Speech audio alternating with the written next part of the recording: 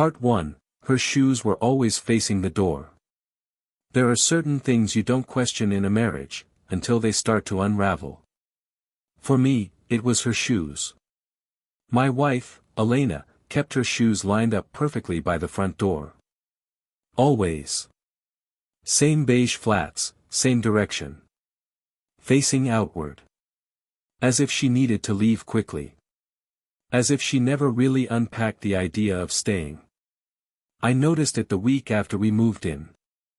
I was setting up the living room, balancing a lamp in one hand and a box of books in the other, and there they were. Perfectly parallel. Too perfect. Elena? I called out. You always line your shoes like this. She peeked around the hallway corner, towel wrapped around her head. What do you mean? They're ready to go. She gave me a strange little smile. I just don't like clutter. And that was that. We'd only been married 3 months when we moved into the old house at the edge of Maple Drive. A creaky, 2-story colonial with ivy on the brick and a narrow staircase that clicked beneath every step. Elena loved it. Called it romantic. I thought it was too big. Too quiet. She said we'd fill it with noise soon enough. Back then, I believed her. Our relationship began like most do, with laughter in coffee shops and secrets told in the dark. I met her at a bookstore downtown. She was in the poetry aisle, holding letters to a young poet with that reverent look people get when something feels too personal to be on a shelf. We talked for 2 hours the first night. She told me she'd been married before, briefly. Said it ended quickly and quietly. Some things don't root, she said. No matter how much you water them. I didn't ask much more. I wish I had. Marriage to Elena was like sleeping next to a locked drawer. You trust it's filled with socks or notebooks or something ordinary, until one day it creaks open just an inch, and you glimpse something that doesn't belong to you. The first time it happened was on a Tuesday in October. She came home late. Later than usual. Her phone was dead, she said. She'd stayed at the gallery where she worked, prepping for an installation. When I kissed her, her cheek was cold. I offered to warm up dinner. She declined. Said she wasn't hungry. That night, I woke up and found her sitting at the kitchen table. No lights. Just her silhouette in the glow of the fridge. Elena? I whispered. Everything okay? She didn't turn around. I thought I heard something, she said. I waited. In the hall, she added, quieter this time. At the end of it. I didn't understand. The guest room? She nodded, but didn't say more. I checked. Nothing was there. But when I came back, she was gone. And her shoes were already lined up again. Facing the door. Part 2, the guest room was never just a room. The next morning, Elena was back in bed beside me, curled on her side, breathing slow and even. Like nothing had happened. I lay there a while, trying to pretend I was still half asleep, but my thoughts kept circling. Around the shoes. Around the guest room. Around that eerie way she said, I thought I heard something, at the end of the hall. When she finally stirred, I asked her about it. You were dreaming, she said softly, brushing hair from her face. I wasn't. She gave a tired smile. Then I was dreaming. But you were wide awake. She didn't answer. Later that week, she installed a lock on the guest room door. I came home and found her kneeling beside the frame with a small toolkit. She had the kind of focus that felt like meditation. Elena? Too much dust, she said without looking at me. I don't want guests to walk into a mess. We've never had guests. I know. She clicked the lock into place and slid the key into her pocket. Just like that, the room was off limits. We didn't talk about it again. In the weeks that followed, I caught her glancing down the hallway more than once. Never walking to the room. Never unlocking the door. Just glancing.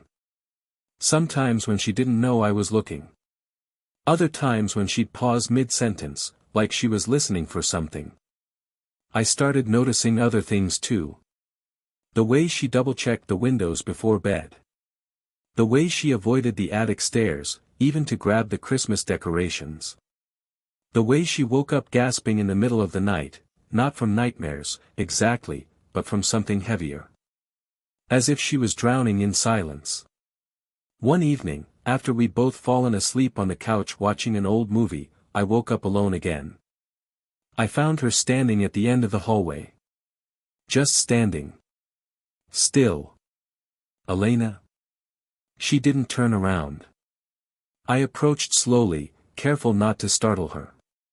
Are you okay? She finally spoke. Sometimes I think I hear him. My stomach dropped. Who? Still facing the door, she whispered, the man I married before you. Part 3, his name was on the lease. I didn't say anything at first. Just stood there behind her, trying to make sense of what she'd said. The man I married before you. It wasn't jealousy that twisted in my chest, it was something colder. Something ancient, like the feeling you get when you walk into a room that's too quiet and realize the silence is watching you back. Elena, I said slowly, you told me that marriage ended quickly. That it wasn't important. Her voice was steady, but quiet. It ended, yes. But not quickly. And it wasn't unimportant. She turned then, finally looking at me. It ended in this house. My breath caught. What are you talking about? Elena leaned back against the wall, arms folded tightly across her chest like she was holding herself together. He lived here. Before you. Before us. This was his grandmother's house. When we got married, he added my name to the lease. But it was always his place. I just stayed. I swallowed hard. And what happened to him? Her answer was too slow. He left. Just like that? No, she said, almost inaudibly. Not just like that. I didn't press. Not that night. Something in her voice made it clear she was dangling over the edge of something she wasn't ready to fall into. But once I knew, once I really heard it, the house began to feel different. I started noticing little traces of someone else. In the garage, an old toolbox etched with the initials MC. In the basement, a folded army duffel bag covered in dust. And in the attic, which I finally opened, an envelope taped to the underside of a support beam. It had no name on it. Inside was a photograph. Old, worn at the corners. A man and Elena, much younger, maybe in her early 20s, standing beside a rusted pickup truck in front of the same house we lived in now. She looked different. Lighter. Her hair longer. A glow in her eyes I'd never seen in real life. But the man had a stare that burrowed into you. Not smiling. Not frowning. Just, watching. I turned the photo over. May 2009. The last good day. That night, I waited until Elena was asleep. Then I unlocked her side of the closet. Hidden beneath her scarves was a small wooden box. Inside, another photo. A house key. And a wedding band that didn't match the one she wore now. Beneath it all, a journal. I shouldn't have read it. But I did. Part 4, the journal under her scarves. The first entry was dated June 2, 2009. He punched the wall today, not me. That's supposed to be a win, right? I keep telling myself it's just the job, that he's tired, that he misses his mom, that I'm not enough of a reason to stay soft. I still cooked dinner. I still waited up. Maybe tomorrow, we'll be okay. I kept reading. Every entry was like falling through ice. Fragments of Elena I had never met. Versions of her that lived behind guarded eyes and tight smiles. Not just sadness, survival. The way she navigated a storm by pretending it was only a drizzle. He said if I ever left, he'd make sure I remembered him for the rest of my life. I told him I already did. He didn't like that. I moved the spare key to the guest room. He doesn't know it still opens the side window. I don't know how much longer I can keep pretending. Maybe no one will ever know who he really is. Maybe that's safer. My hands trembled. My breath caught in my throat. This wasn't just an ex-husband. This was a shadow she'd been living with, hiding in the walls of our home. The last entry was from November 13, 2011. He's gone. Really gone. I don't believe it yet. The officer said it was an accident, that the road was slick, that sometimes people don't stop fast enough. But I keep wondering, was it really the road? Or was it me?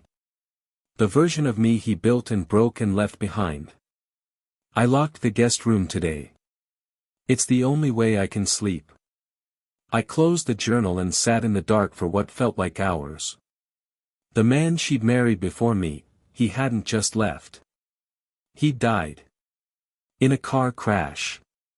And she was still carrying the guilt like a second spine. I didn't sleep that night.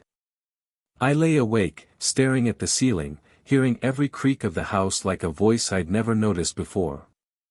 In the morning, I made coffee and waited at the kitchen table. Elena walked in, already dressed, moving slow. I looked up. Why didn't you tell me? She stopped. You read it, she said. I had to. She sat down across from me. Her eyes were tired, but not angry. Maybe part of her had always expected this moment. I thought if I told you, it would change the way you looked at me. It does, I said. Her breath hitched. But I kept going. It makes me wonder how much pain you've been carrying without letting me in. And it makes me wish I'd noticed sooner. She looked down at her coffee. I didn't want to be someone's damage. I wanted to be your beginning. I reached across the table, gently covered her hand with mine. You still are. But in the back of my mind, a question began to echo. If he was really gone, why did she still hear him in the hallway? Part 5, The Voice in the Wall. After that conversation, things between us softened, but they didn't settle. Some secrets, once spoken, don't disappear. They just rearranged the silence. Elena was lighter for a few days. Not cheerful, but less guarded. She didn't flinch when the mail came. Didn't double-check the locks. She even left the guest room door cracked open. But then the sound started. It began one night while I was brushing my teeth. A soft tapping from the other end of the hallway. Rhythmic. Like knuckles against plaster. I froze, toothbrush in hand, staring at the mirror like maybe I'd imagined it. Elena? I called. She didn't answer. I walked down the hallway, the wood cool under my feet. The tapping stopped. The guest room door was open an inch wider than I'd left it. I stepped inside. Nothing. Just the same neatly folded bedding. The worn corner chair. The photo of the rusted truck still lying in a drawer where I'd placed it. I closed the door, gently. But I didn't sleep well that night. 2 days later, Elena came to me while I was grading papers. Her face was pale. You heard it, didn't you? I didn't pretend not to know what she meant. The tapping? She nodded. I leaned forward. Elena, is it possible that it's just the house settling? Pipes? Wind in the walls? She didn't speak for a while. Then, he used to do that. Tap. When he was angry but didn't want to shout.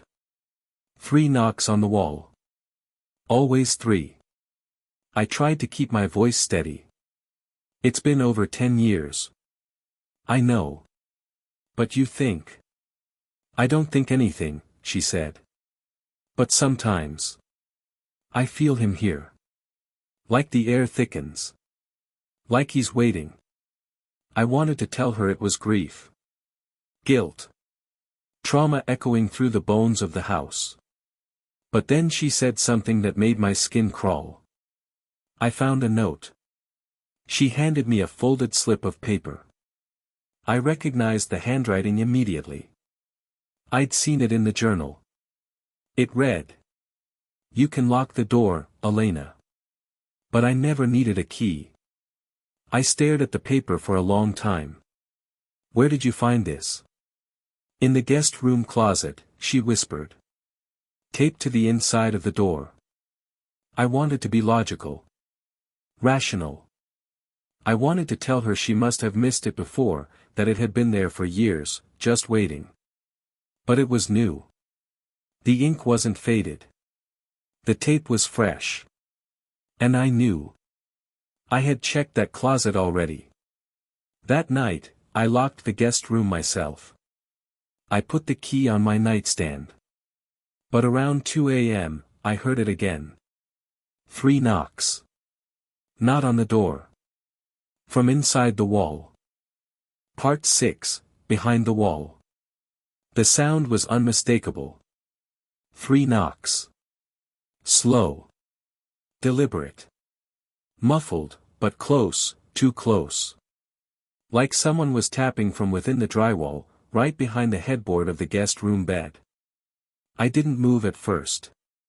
Just sat upright, heart thudding like it wanted out of my chest. The room was dark, but I could see the faint outline of Elena lying beside me. She wasn't asleep, I could tell by the way she was holding her breath. You heard it too, I said. She nodded. Neither of us moved. Eventually, I got up. I didn't turn on the lights. I walked barefoot down the hallway and opened the guest room. It was colder than before. The air heavier. I pressed my hand to the wall where the headboard met the paint. Nothing. But when I leaned my ear closer, I thought I heard, breathing. Faint. Barely there. Just enough to make you question whether it was yours. The next morning, I took out my tools and removed the panel. I had to know what was behind that wall. It wasn't difficult. Just a few screws, some careful pressure, and the drywall came loose. What I found behind it wasn't a hidden room or old insulation. It was a small, hollow cavity, a crawlspace, maybe part of an old venting system that had never been finished. Inside, wedged in the corner, was a wooden box. It looked handmade. The wood was splintered at the edges, the metal latch slightly rusted. I pulled it out. Inside. A bundle of letters. An old cassette tape. And a silver lighter etched with the initials MC. I brought it all to the kitchen table. Elena sat across from me, her hands in her lap, eyes wide but unreadable. I picked up one of the letters. Elena. I know I left a mess. But I never meant to vanish. I only wanted you to remember. This house was never really mine without you in it. I walked away because I didn't want you to see what I was becoming. But part of me never left. Elena's lips parted, barely. I never saw these, she said. Never. I didn't even know that space existed. I reached for the tape. There was a post-it stuck to it. Play this if you forget me. We still had an old cassette player in the basement, left behind by the previous owner. I hooked it up in the living room, sat down with the tape, and pressed play. The static cracked like firewood. Then a voice. Male. Low. Familiar. It was him. Mark. Her first husband. You always said silence was safer than goodbye. I think maybe you were right. But silence doesn't keep people from haunting themselves, Elena. I'm not angry anymore. Just cold. And tired. I hope when you find this, you've forgiven me. And if you haven't, then maybe I'll keep knocking. Until you do. I looked at Elena. Her face had gone white. I don't understand, she whispered. He died. They said he died. I saw the photos. I saw the wreck. But her voice faltered. What if they were wrong? I asked. And then, her eyes widened. Elena, I said, steady now. Are you sure he's dead? Part 7, The Man in the Mirror. We stared at each other for a long time after I asked the question. Elena's lips moved slightly, but no words came out. She looked like someone watching a memory return in real time. I thought I was sure, she finally said. You saw the photos? I saw the car. Burned out. I saw what they showed me, a body under a sheet. His mother didn't want a funeral. No autopsy. No burial. Just cremation. Private. Her voice shook. I was too numb to argue. I leaned back slowly. My thoughts scrambled. What if it wasn't him? What if she buried a lie? I spent the rest of the day in the town records office. I didn't tell Elena. I gave the clerk a name, Mark Callahan, and a date, November 2011. The day he supposedly died. They found the record. An accident report. But something was off. There was no confirmed ID listed. No dental records. No fingerprint match. Just a charred male body found in the driver's seat of a car registered to Mark Callahan. The cause of death. Inconclusive. My hands trembled as I read the final note. Presumed identity based on vehicle registration and prior residence. Next of kin declined further investigation. Elena hadn't buried her husband. She'd buried a guess. That night, I didn't mention what I found. Not yet. Instead, I returned to the guest room.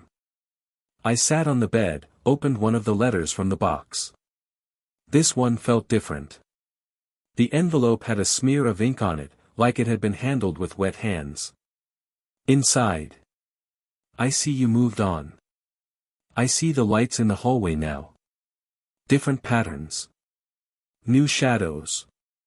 You think I wouldn't know the way your breath sounds when you're lying next to someone else. But I do. I always will. My skin turned to ice. The letter was dated 2 years ago. 2 years. Long after he'd been declared dead. I returned to the kitchen, hands cold, and found Elena sitting with a steaming mug of tea, staring at the window. I need to tell you something, I said. But before I could, she whispered, he called me once. I froze. What? 2 years ago. A blocked number. He didn't say his name. Just said, I told you I never needed a key. Then he hung up. Why didn't you tell me? I thought I imagined it. I thought I was making it up to punish myself. I sat down across from her. Slowly. Elena, the man who died in that car, might not have been him. She didn't blink. Didn't breathe. Then, finally. I know. Part 8, The Truth at the End of the Hall. I know. Her voice was calm when she said it. Too calm. I stared at her, unsure if I'd heard correctly. Elena, you knew. She set the mug down gently. Not at first. But somewhere inside, I think I always felt it. Like a loose thread in the back of your mind, you don't see it, but you keep pulling on it anyway. The room was silent, save for the hum of the refrigerator and the faint ticking of the clock. I saw him, she said softly. 3 months ago. Outside the house. I felt the air leave my chest.